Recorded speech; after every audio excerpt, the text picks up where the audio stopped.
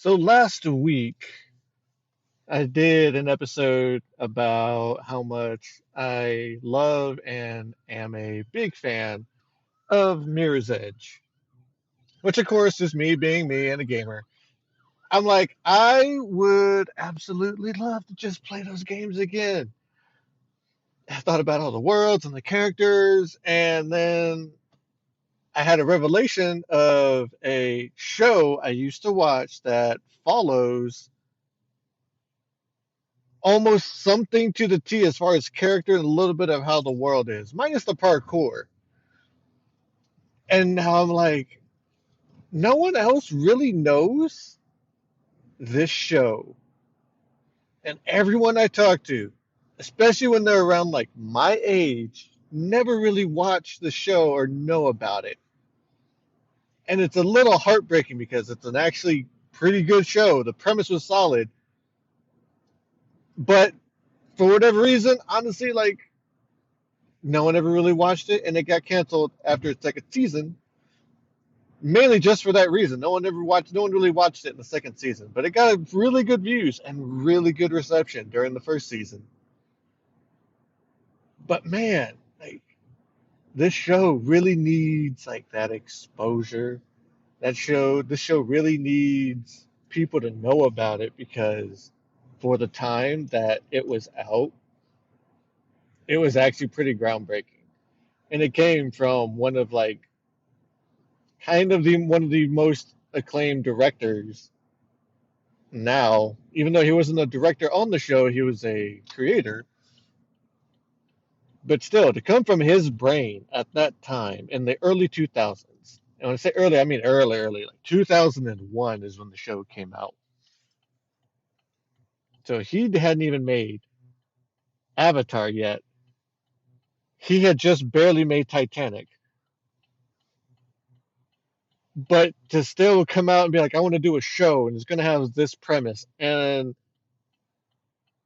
it's just like, man, one thing this show really needs all the exposure it can get so it can get like a Blu-ray release. But I know the rights things, and it's been a while. And yeah, like the sad part is you can't even stream it anywhere on any streaming service. But I keep dragging this on. The show in question is Dark Angel, and it was on Fox at a time when Fox was trying their hardest to stand out from the other basic cable channels and even the regular cable channels to kind of get themselves solidified as one of like the mainstays for cable. Now, if you're listening to this today in this day and age, heck, even like in the future from now, things are completely different from how things are now.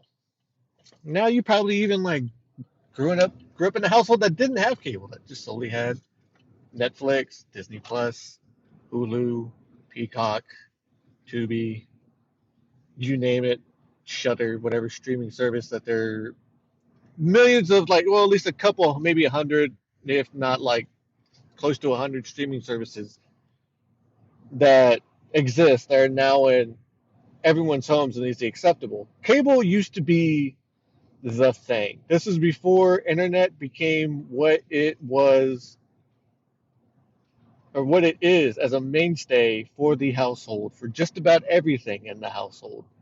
Internet was strictly like focused on computers. So we didn't have smart TVs, we didn't have anything to stream on. You had cable. And with cable you had every channel had their own individual shows, and every show had their own individual time slot, their own individual day that they came on, and depending upon the year and the era, it kind of was not what you were thinking.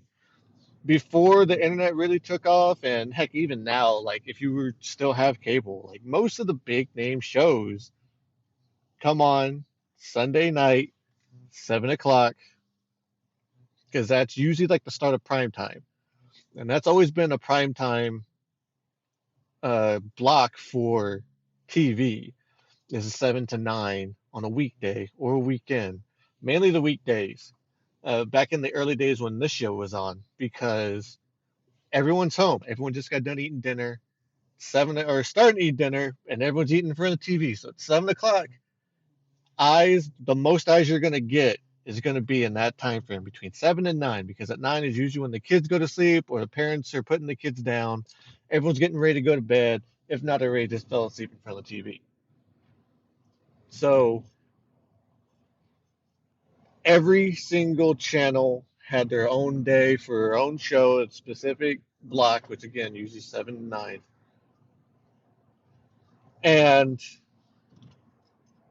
everyone was vying for what demographic they were going for. Now, the basic cable channels, which are besides Fox, there was ABC, still is ABC, NBC, CBS, and they each had their own demographics. At the time, like when this show was out, they mainly were looking at kind of like the middle age demographic. So, like really late 20s to like maybe mid 40s demographic. So they had shows catered that would just get the eyes and the attention of those people of that age.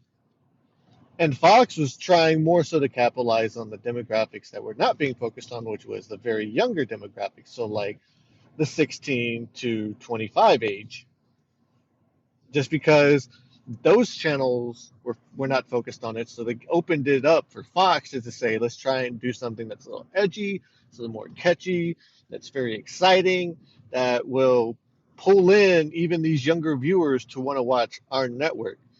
So they had The Simpsons, they had King of the Hill, they had a whole litany of shows that just came on, and they would just plug into that 7 o'clock spot on certain days just to get those eyes. Now, granted, also at the time, like it was the late 90s, early 2000s. Around this time, TV was still a little tamish, okay? And really dating myself and probably people listening to this was also pre 9/11, just a little before 9/11. So everything was still a little tamer, a little more calm because it was still peacetime. And so Fox was like, we need shows that really just get you in the action because no one's doing heavy action. No one's trying to be this edgy, minus like, MTV and actual like cable channels. But for basic cable, people who still just either wanted to have the basic channels and stick with them, even though they have cable, or people who had antennas that could just get their local network, that's still basic cable.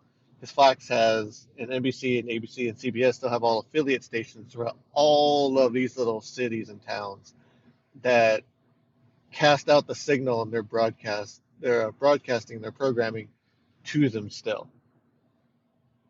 It's kind of weird to think about now, but yeah, like how things were in Stranger Things is pretty much like the truth of how things were in the 90s still.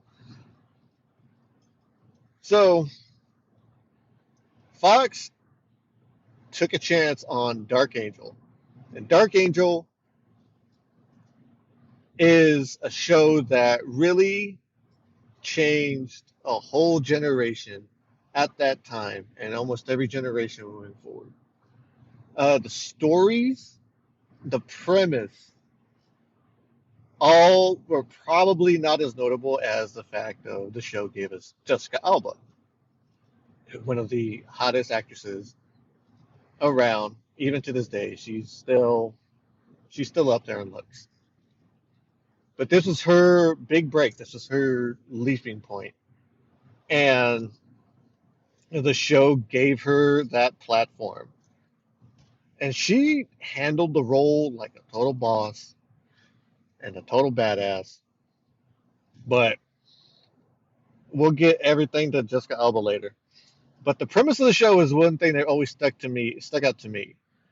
So Fox was in this era of, again, we got to be in the action. When I say in the action, like if a show that was being pitched to Fox had any chance of being picked up, so they could get a pilot at least, they had to be very action packed and in the middle. It was basically like, hey, let's throw the audience into the middle of everything, and then we'll throw them in the middle of everything again, And then if they're still around for the third or fourth episode, cool, we got them hooked. Then we can start working on character stuff and fleshing things out. Where that was their mentality. And of course, like Firefly came out around this time, but that's for another episode.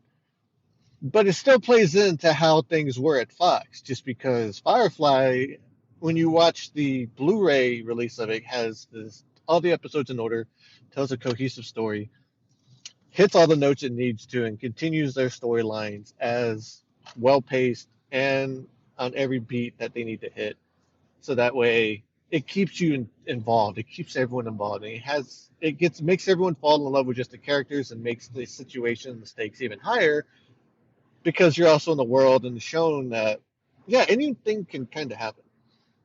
But when Fox was airing Firefly, they aired the episodes out of order. And so episode I think 2 or 3 was actually the premiere episode on Fox. And then I think an episode or 2 later, they finally aired the very first episode. And that essentially killed Firefly because everyone just saw it as there was no real cohesive story there.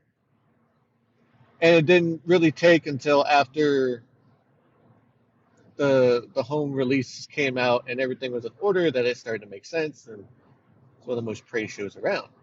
Now, Dark Angel should really be up there too, but Dark Angel was not shown out of order. Dark Angel just followed their formula and gave a really explosive first episode, a really explosive second episode, and then started fleshing everything out and building that world. They followed Fox's formula to the T, and they actually worked in their benefit.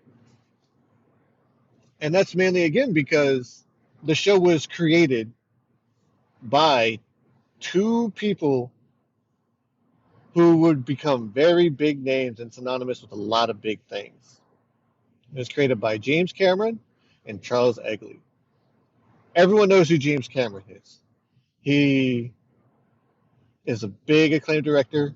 Depending upon when you listen to this, yes, he directed and wrote and produced Avatar 1 and Avatar 2.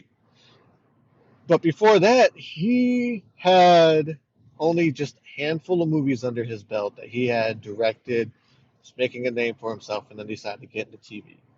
The movies that he had under his belt at this time were Terminator, Aliens, Terminator 2, and then he took a break from all that crazy action sci-fi-ness and then went into Titanic. And Titanic came out in 98, so this is 3 years before Dark Angel. And also at this time, too, since it was the new millennium, sci-fi was big because everyone was so open to ideas of the future. And so sci-fi was really ruling the roost of television on sci-fi, on the Sci-Fi Channel, on Fox, on USA, TNT, you name it. At least one of them probably had one sci-fi show that they were just really invested in to try and get viewers from other channels to at least catch them on the blocks that they weren't showing said shows that they were into. And so Charles Egley is another big name, but he's more for the producing role because if you actually look up his IMDb or just look up his credits, you realize that he has his name pretty much attached to a lot of big projects, not just shows, but some movies as well. And on the shows, he doesn't really stick around. He kind of helps them get off the ground. He knows something good when he sees it, and it usually turns out to be a hit for him. Because not only did he have Dark Angel, but the most recent thing he actually did was he was the producer for the first season of Walking Dead. 11 years later, that show finally just bowed its hat, and now they're doing all these crazy spinoffs. But you get where I'm going here. This is just the early days of them. And James Cameron had the idea. He pitched the idea. He loved the idea. Charles Egley did too. Both financed it and got the show on its feet and gave it life. Now, the premise of Dark Angel is one that has definitely sculpted and influenced me on everyday things, especially in this day and age, just because of how digital heavy and digital reliant we are.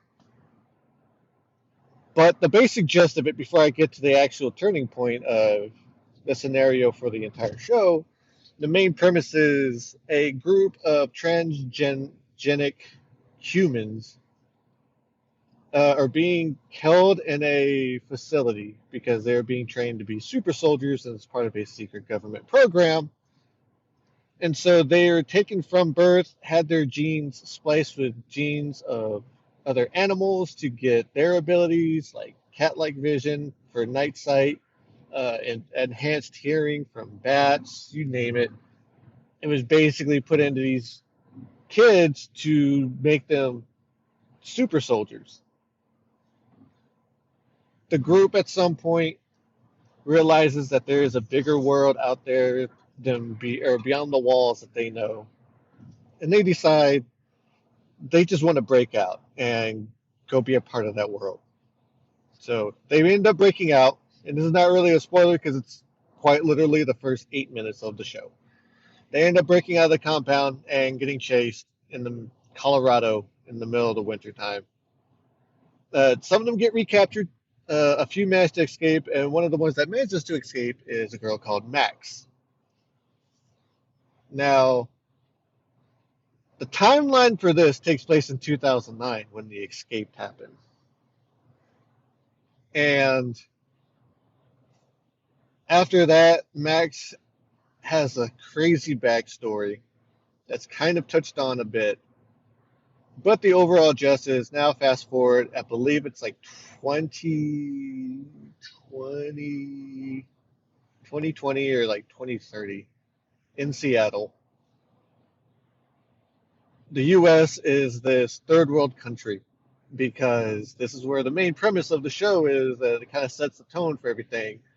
And this is also what has kind of influenced me. But a terrorist group ended up detonating a nuclear bomb over the East Coast. And they didn't do it to kill. They didn't do it to specifically strike a city or strike a building and cause a lot of damage and kill a lot of people. They just detonated the nuke in atmosphere above the hub where they keep the main servers that run most of the country. So the resulting EMP from that blast shorted out all of those servers, shorted out all of that main grid, and essentially just completely killed the economy in the US and sent it to being a third world country.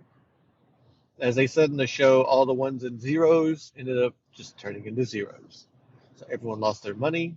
A lot of people who were very wealthy and still kept cash hidden away and cash on hand ended up still being wealthy just because they actually still had cash. But it affected the entire country, even though it happened on one side of the country, it still affected the entire country from coast to coast.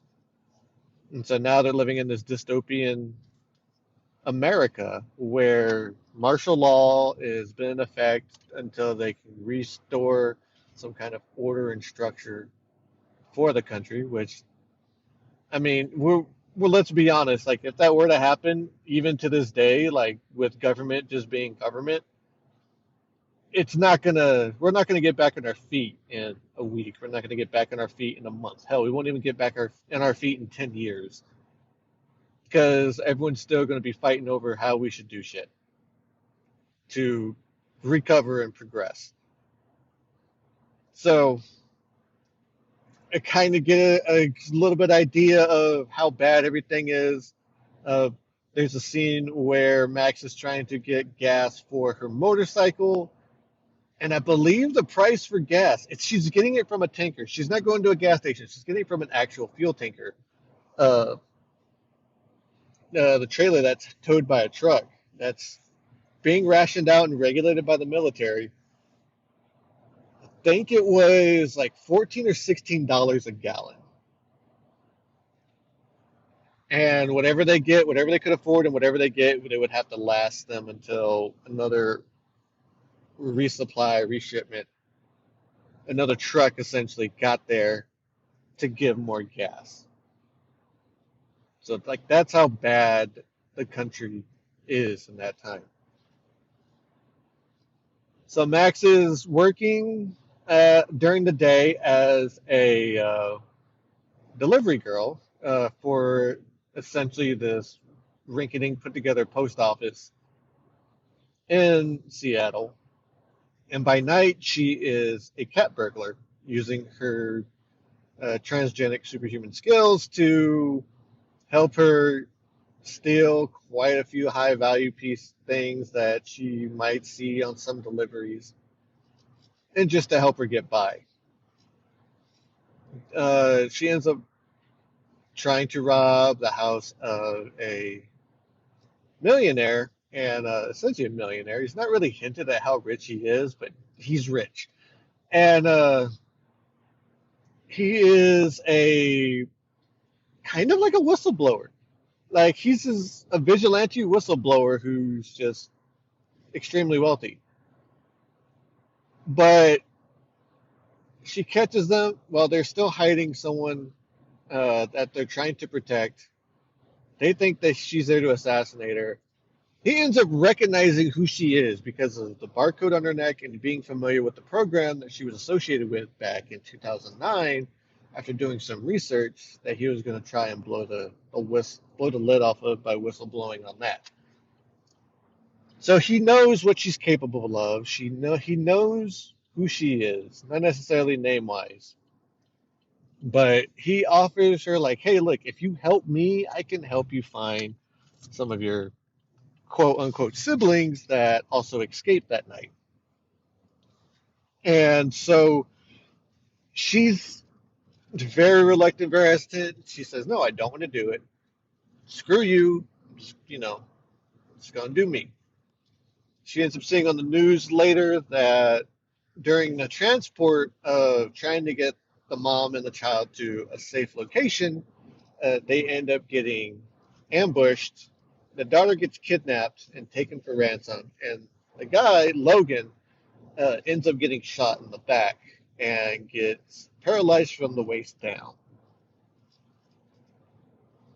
Max feels very, very bad because her saying no and her reluctance to help caused all of that to happen. Because if she was there and did at least just did her part, it wouldn't have happened. And the mother and the daughter would be safe and unharmed. So she decides to just go and save the daughter on her own and do it in a way that gets the bad guys arrested. Long story short, she ends up making that happen. Again, this is a very 2000 show, hour long, which is more like 47-ish minutes per episode. Anyway, she ends up making it happen, and then as a thank you, he gives her some information on one of her siblings that has been seen around Seattle. She instantly recognizes who it is, and then she's like, "Look, I know this was a part of the deal. I was just doing this just because I felt bad," but he was like, "I still kind of want to like keep my own bargain." But after she realizes that yes, he does have real information. He does have a real lead. He says, "Look, if you just keep helping me out whenever I need you, like I can help you find these people. We can find them, and then we can track them where they are, and you can just reunite with them, have a family reunion, have some beers, during the week after a shift, whatever you might want to do." And so that's like starts off with the premise of the whole show. It's them having a partnership to where he tries to help her find the ones that escaped. And then the great thing about it, and this is all in the first season, is you do see, sorry, that was a quick verb, but you do see that she does find some of the ones that escape, and you do get a glimpse into their lives and how things were after they got out. And you do see that some of the ones that were captured either that night or recaptured later on, a few days later, how they were affected because they're still part of the military in some regard and in some roles. So they're authoritative figures that they come across that are also still part of that group. So it was amazing seeing that dynamic from both sides and how each side views each other.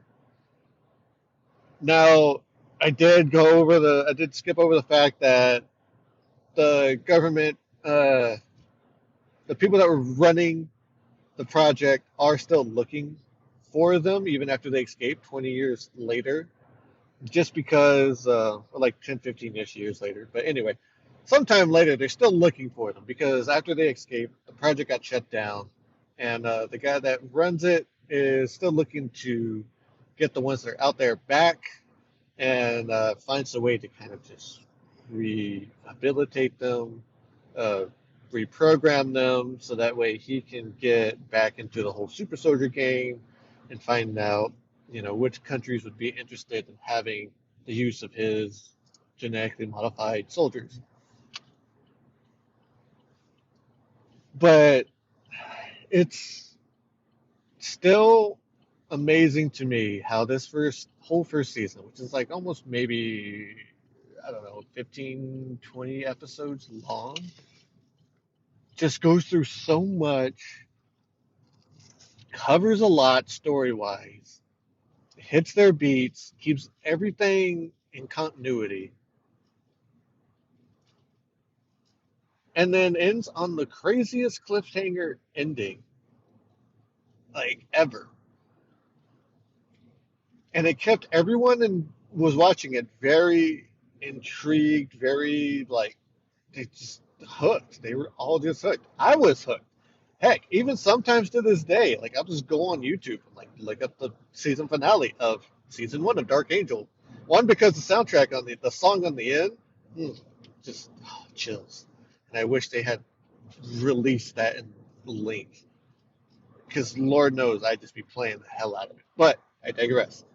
Just that cliffhanger ending, the way that the dialogue, how everything happened, all the context about everything, it was just God, amazing. Like you really, it's hard to put it into words other than just me keep saying amazing and pausing every time when I'm trying to find another word that's better to describe it. It's one of those things you really have to experience and watch. Because, I mean, granted, back then, that was like that was the thing. Like that, there was nothing really like that in any other show, especially for a season finale. I mean, there were like cliffhangers, but there wasn't like a cliffhanger like that. And so like nowadays, like yeah, they kind of borrow from that. They'll do like cliffhanger endings that keep everyone going. Like holy shit, like we need answers. We need them now. We don't want to wait another year, 8 months, or whatever until the next season starts and we get our answer. But yeah, back then that was unique. Everyone that was watching at that time just got very invested. Now, Fox made that show, I believe it was like a Wednesday or a Thursday show at 7 o'clock or 7:30, probably 7 o'clock, and it did really well. And everyone who really got into the show made time for the show. However, like channels and studios being studios, when season two came out, they moved dates, they moved time slots. So now everyone who was used to seeing it on Thursdays, we're told they have to watch it on Tuesdays at like 8 o'clock. And the reason they do that is because they want to keep their viewership pretty consistent throughout most of the week. So if you have a show that's doing really well, or multiple shows that are doing really well on one day and those set time slots, unless it has like some kind of tenure and really is like a solid anchor for viewership, they're going to take some of the other ones. They're still raking in good numbers and plug them in on those really off days where it's like, hey, we're not getting a lot of viewers, if any, Tuesday nights from 7 to 9. So we're going to plug something in there that's getting a lot of viewers so that way we can get more views Tuesday nights, 7 to 9. And with people and scheduling, just changing that up never works because everyone's already gotten to their schedules and their set routines to see it on Thursdays. And now you're telling everyone they have to change up their routine and change their schedules so they can see it on Tuesday. Now, once again, streaming services were not a thing back then. So it was you either watched it or you didn't. or you missed it. And then you would just have to pray that a rerun would happen at some point and you would get caught up. Or if you were really dedicated, you would just put it on, turn your VCR on, put a VHS tape in there, and record the episode. So that way, when you got home, you could just rewatch it once you were ready. What was it like? TiVo wasn't. I think TiVo was around, but it wasn't a full thing where you could actually like record live TV and then just watch it back later without a tape. But that kind of mainly took off around like 2006-ish, 2005-ish. And then that became a selling point for like a lot of other satellite and cable providers to just keep people subscribed to them. But you had to really adjust to it. And again, since you couldn't just watch it anywhere else after the fact, and they would take those numbers into consideration, like if you missed True Detective on Sunday night, but you went to the streaming, so you went to the streaming service Max and watched it on Monday. That would still kind of count as a view, and it would still gauge. They could still use that information to gauge interest and gauge viewership for that show. You couldn't do that back in the regular cable days. It was if you missed it, you missed it. And again, just had to pray for a rerun. And if there was a rerun, hopefully they show that episode. If not, they're probably showing an episode you already saw. And so that led to poor viewership on the second season, which ultimately led to the season being canceled. Now, usually with the show being canceled, so usually with shows like that, nowadays they will gladly just pull the plug mid-season or after a few episodes and just write it off as a loss. Back then, it's like, hey, screw it, we paid for this, we're just going to go ahead and air everything. I mean, Firefly was also a somewhat exception, but they're like, we're just going to air what we have. We're going to air it. Once it's done, it's done. Like, the money's already been spent. Let's at least try to get some viewership, something out of it, and then yeah, we'll just toss it away because we'll be done with it. Now I have two copies of both seasons because they came out on DVDs, and that's the only way I'm able to rewatch the show. But that was the main way I watched season two because I was one of those people that couldn't change my routine and my schedule. Granted, I was only like 12, 13 at the time. To watch it on the Tuesday night at 8 o'clock. So if I remembered, I probably caught maybe like 3 episodes, 4 if I'm being very generous, out of season two when it was being aired. It wasn't until after I got the DVD box sets and got the season two one that I finally watched season two in its entirety, and I was very, very surprised at how good season two really was. Especially, I was very iffy with how it started and how it picked up everything, and then where it was starting to show the direction it wanted to take.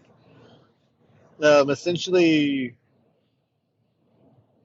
Max frees a bunch of other transgenic soldiers and transgenic creatures into Seattle. And so they're trying to like rally all them up and get all them into like one area so that way she could be like, hey, look, this is what we were raised in. This is the world that we were never really exposed to. Like, you need to kind of be introduced and exposed to it slowly to kind of get everyone acclimated to this new world that they're going to suddenly now be a part of. And it was somewhat interesting, but then a lot of the other episodes, it was just like there wasn't just human ones, but there was also ones that were from like the early days of the transgenic testing where they appeared more beast-like than anything. They were still trying to figure out the gene splicing and whatnot. And so that also kind of led to some weird creatures, but it also just kept it a little fresh and interesting as well.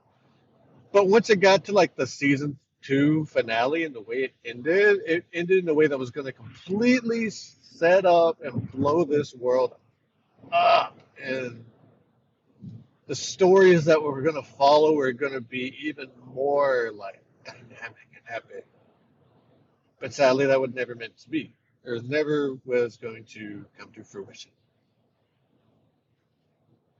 But lo and behold, for this show, this lonely, barely alive, barely dead show, came a fan from this very small fandom that basically was like, I want to write a book about this dealing with these characters in this world.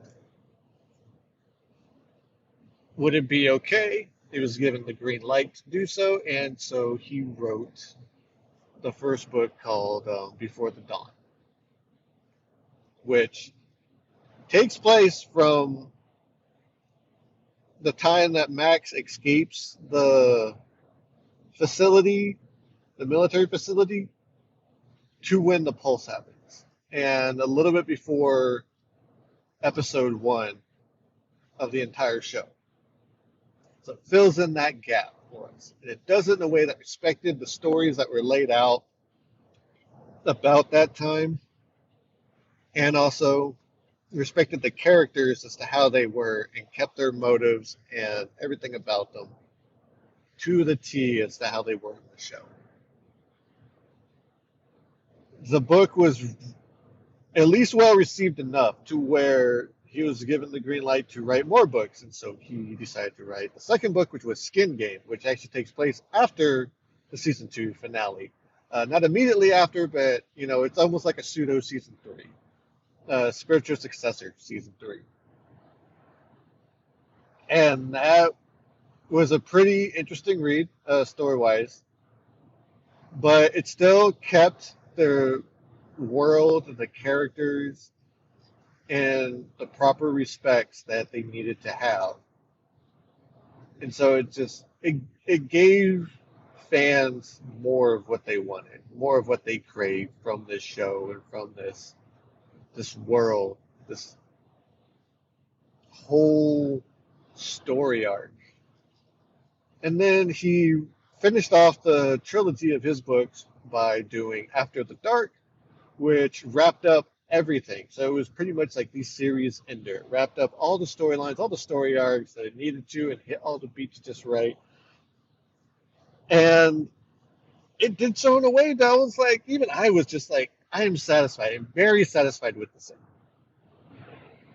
Usually when it comes to stuff like that, from anyone who's trying to go off the source material and keep pushing the story forward, if it's just from a fan perspective, usually it's just everyone has their own kind of agenda that they kind of want to also push on there, whether it be from like certain romances blossoming that kind of really shouldn't be too focused on or heavily pushed, to other events that are just there to happen, that don't really change or promote character growth and push the story forward. Like, it's very rare for any kind of IP to get novels or an extended lore that is very accurate and very respectable to everything that the show gave. Star Wars had their extended lore universe before Disney just shut it all down and said none of it's canon anymore, but it was all canon or canon adjacent. Even other shows now, when they have novels about stories that happen in between seasons or after the show ends, they're all like either canon adjacent or they're considered canon, and they kind of don't really hit the marks of what the show was really going for. And granted, it's 2 different mediums, it's 2 different ways to engage your audience. One is straight visually, the other one is them doing visuals in their head. So it's, again, really tough. But yet this author, Max Allan Collins, managed to do it through these 3 books and gave all the fans a very, very satisfied ending. to the entire series. And I gotta be honest, like if me talking about this has just piqued your interest even the slightest and you want to give it a shot, obviously there are ways for you to watch the show.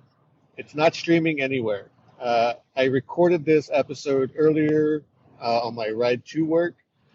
Sadly, it cut off halfway through, so I was rambling on for like about 20 minutes after the recording, after the app stopped recording. I didn't realize it until I got to work and was doing my sign off. But there are no streaming services that have this show. Not even like on Apple TV where you can go and just rent or even buy the episodes per episode. It's not available. And I'm usually not a fan of just saying you can torrent it or pirate it. But again, there are ways for you to watch the show if you're really, really intrigued by it and want to give it a shot. And there's only 2 seasons. And then after that, if you're still intrigued, heck, buy the books. They're on Amazon. They are probably, I didn't exactly look at the price, but when I bought mine, they were like maybe $5 a book. I think maybe the first one was $3. Like they're more than worth it, especially if you really get into the show and really get into the story and the characters. They're really worth reading. And then there was Jessica Alba, who I said I would get back to. And this is just, of course, I'm going to do it after the fact of the story, just because after the show ended, she was set from the show to kind of be the next badass, the next big name celebrity, the next blockbuster type celebrity. She starred in quite a few movies after this, but sadly, her acting chops just weren't there to help her evolve, much less really showcase that she could handle standalone roles and pull a movie and carry the movie. So she's done a few movies here and there after the fact too, after she tried to have her run. And most of the ones I've seen, not too bad. They're actually really good. She can play her role like she needs to. And I say most of them because I know there were a few that I just haven't watched, so I'm not going to sit there and say all the roles that I've seen. Most of the roles I've seen, because I do know of a few, and I have seen like bits and little snippets here and there, but I haven't actually sat down and watched the full movie or the full show and gotten just how she is now with her acting. But even still, like she was the this next it girl because of this show. And without this show, heck, a lot of people wouldn't know who Jessica Alba was. They wouldn't have had their Jessica Alba is on their crush list, and still probably have Jessica Alba on their crush list. But that's part of what affected the generation that it came out in, and all the generations after. Now, for me, the second part of it is the whole EMP part, where everything digital that the U.S. was relying on just kind of killed over and crippled the entire country. That really affected me and why I am such a big fan of physical media. Like, yes, digital right now is the way to go. Everything is digital, but just because of licensing issues, distribution issues, things get pulled from platforms, things get taken away from platforms and possibly never even put back on. And if it's a digital thing, even nowadays, like most of the companies say, just because it's digital and you pay for it doesn't mean that you actually own it. Whereas for physical media, if I buy a copy of something, it's mine. Okay, no one's going to come into my house and say, we have to take this off of your shelf because of this licensing issue or this rights issue. And so you're never going to be able to watch this ever again anymore. No, it's there. I paid for it. It is mine. I can watch it whenever I please. I can let it sit on the shelf and collect dust for the next 30 years if I so wish. And that's more comforting to me because There are a lot of things, especially in this world, where it's not just movies, TV shows, it's music, it's any kind of audio, art, drawings, paintings are mostly all now done in a digital platform, in a digital interface. Very rarely do you see people actually doing anything on canvas. People will actually go open Photoshop, Freeform, any other drawing app, and they'll draw, they'll do their designs, they'll post it on Instagram, Facebook, X, Twitter, anywhere that they could post it, they'll post it. But it's all a digital interface, it's all a digital media, and there's nothing physical. Unless someone at some point decides to put it on something physical, then it will finally have an existence in physicality and tangibility. And the only way that it will be destroyed is if through natural wear and tear or someone destroys it physically. But even then, you could always just put it back into a physical form as well. But that's where I'm getting at. That show has opened my mind and my eyes to how dangerously reliant we are on everything digital, especially now with the internet too. Like if anything like that were to happen, not just banking would go down, but everything would go down. And just think about that loss, how that effect would have on this country, especially when a lot of people are on their phones to consume any kind of media, any kind of news, any kind of information about anything, and then have that suddenly just disappear, get turned off, and then never come back. It will cause a bunch of hysteria, craziness, riots, you name it. It's just going to be back into the Stone Ages, especially with people like having to rely on older communications that didn't get fried, if that's possible, to get news, to talk to each other, to find some way to communicate, to get any kind of information, any kind of consum consummation of content. And like that would definitely just greatly affect, because everything we do is digital. Everything we do is on a digital network, from ordering at fast food restaurants to grocery shopping. Even like, you're probably thinking grocery shopping. There's no way, but all of their inventory is done on computers. It's all digital with their inventory. How they order everything and track all their orders is done digitally. And so, like to have all those systems go down, it would just throw everyone more than just upside down. It'd probably be like a full 720 of just like craziness. But it that has definitely, like I said, just stuck with me and influenced me. And every time we move forward in technology with advancements, I'm still going to anchor myself to anything physical. Just because, again, should anything happen, the physical will not be affected, and it'll still be usable. It'll still be accessible. But ending that little tangent there, thank you all for giving this podcast a listen. I know that usually I like doing the nice warm opens of just saying hello, checking up on everybody. But lately with the drives and especially with the talks of what I want to talk about, they tend to come across a bunch of points that I want to hit and make sure I hit them right and properly and within a good amount of time while still giving out a good amount of information. It's a little more beneficial to just start right off the bat with the episode. So if the topic is not that serious, then yes, I will stick with the regular warm open. But of course, it's not going to be a constant thing. It's just going to just depend on what I want to talk about for the episode of that week. But otherwise, I do appreciate y'all for driving with me. And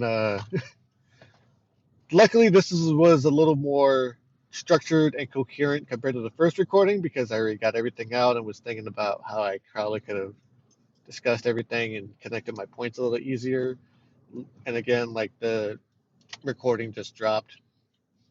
So I'm was annoyed at first, but now I'm actually really glad that I actually got a chance to re-record this.